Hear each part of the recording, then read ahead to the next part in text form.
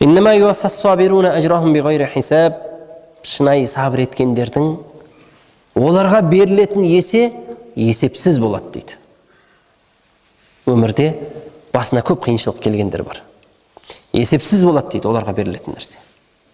Өмірде рахат ішінде өткендер бар шығар, және қиыншылықта өткендер бар.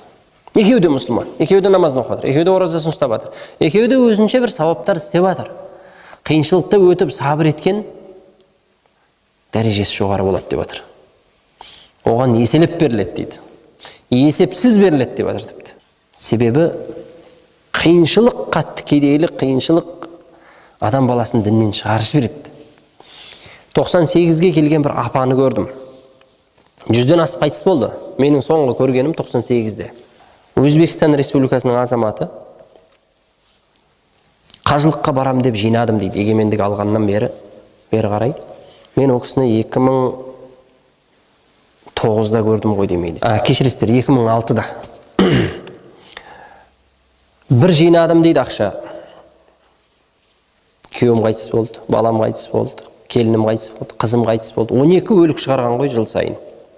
5 ұл баласы, 2 қызы, 2 келіні, күйеуі, 12 жаназа шығардым дейді. Жыл сайын жинайым, барам дейім, болмайды. Барам дейім, болмай қалады. Барам. Енді өзбек халқы, білесіздер, Орта Азияда мынау қайғы деген нәрсе бар ғой, енді соны ұстайды. Қой, күйеуім қайтыс болса, балам қайтыс болса, той-тойлап жүрем ба дегендей, жаңа қажылыққа баруды жегереді, дүние мал мүлік оған жаназаға кетеді. Сөйтіп өлең жазған екен бір күн. Я Раббым, мені неге өзіңе шақырмайсың? Мен лайық емеспін ба деп бір іштей бір өкінішпен бір сондай қайғып. Сол анам айтады, сол үйіне барып тәлім аламыз, сұхбаттасамыз дейді. Бір күн кітаптардың арасында қарап отырып көріп қалдым дейді. Сөйтіп оқысаң анаған жылайсың дейді енді. Құдайға деп өзінің ішіндегі жаңағы несін білдіріп жатыр ғой енді Аллаға деген. Ренжіс деп айта алмайсың енді, Аллаға налуға болмайды. Бірақ әйтеуір сырын ашып. Содан анам, ой, біздің Қазақстаннан емін еркін өгіз адамдар барып жатыр, жүріңіз сізді алып барам деп. Ол әр елдің азаматы өзінің елінен бару керек қой. Содан виза ашылмай, қиналып, кейбіреулер ой, Иранға дейін барайық, Ираннан ары қарай өткізіп жіберетін шығар деп барып өте алмай қайтып келді. Қазақстаннан да барам бады. 98 жастағы апа енді. Бірақ бір сөзін екі қайталамайды. Алжымаған.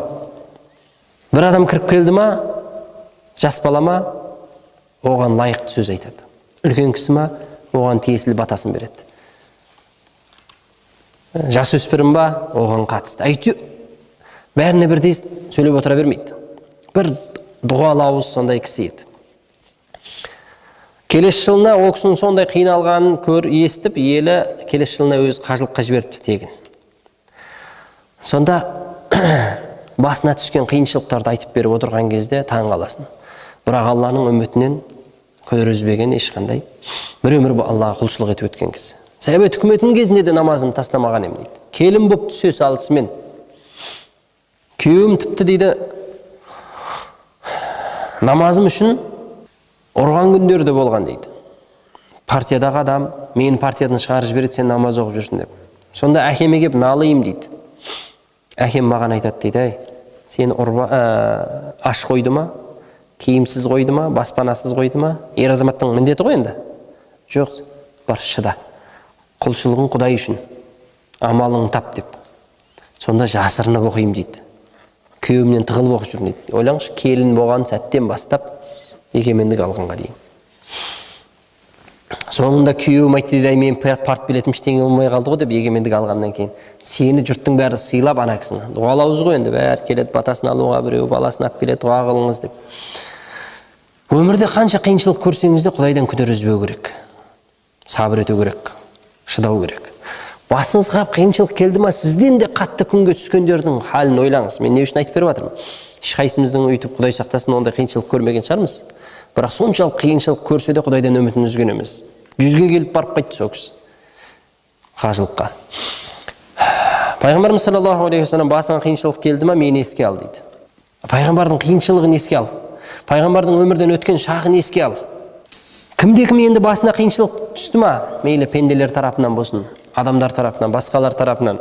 Уәләмән сабара уа ғафара инна зәлика ләмин азмил умур. Сабыр етіп кешіре білді ма? Мейлі деп кейде кешіріп жібересің біреуді. Бұл Алла Тағаланың өзі мақтаған ұлы істерден деп жатыр.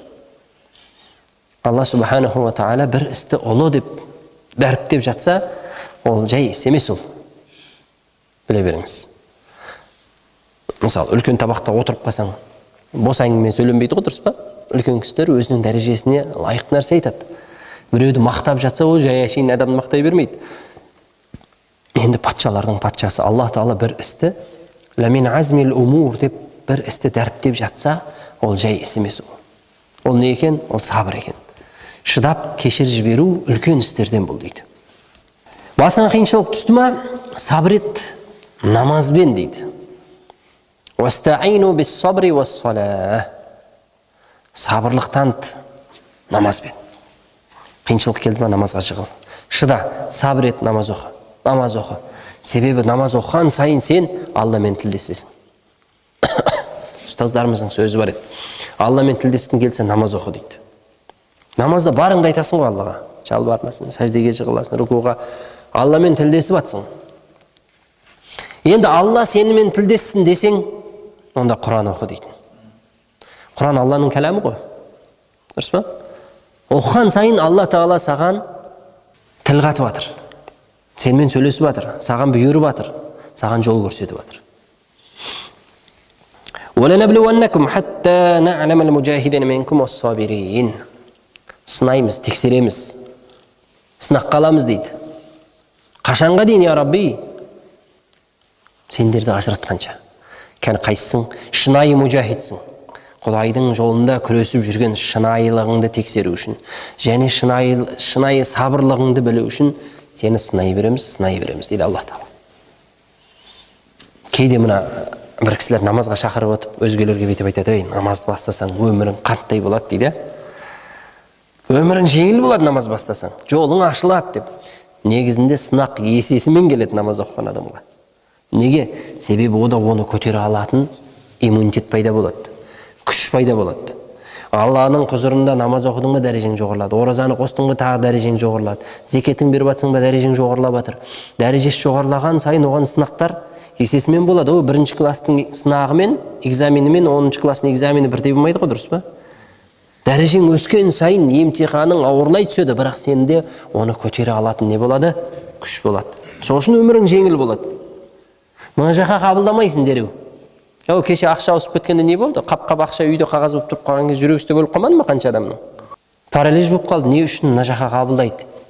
Не болды енді? Не істеймін деп. А мұсылман адам не істейді? Хайыр енді. Басын маман ғой. Құдай иманнан айырмасын.